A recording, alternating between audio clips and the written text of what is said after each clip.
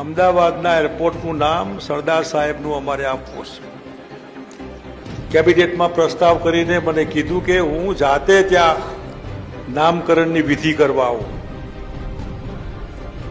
આ ભારતીય જનતા પાર્ટી જે સરદાર સાહેબના નામે દુનિયાભરની બધી જે વાતો, એ આ સરદાર સાહેબના એરપોર્ટનું નામ સરદાર વલ્લભભાઈ પટેલ રહે એના વિરોધમાં બહેનો કેટલાક હતા તે કાળા કપડા અહીં કબજામાં ભરીને દેખાવ કરવા, દેવગોડાનો વિરોધ. તમે કેવી રીતે એરપોર્ટનું નામ સરદાર સાહેબનું નામ? આ બનેલું તમને કહું છું, જે સરદાર સાહેબના નામે જે પાર્ટી ચરી ખાય છે એનો આ વરવો દાખલો.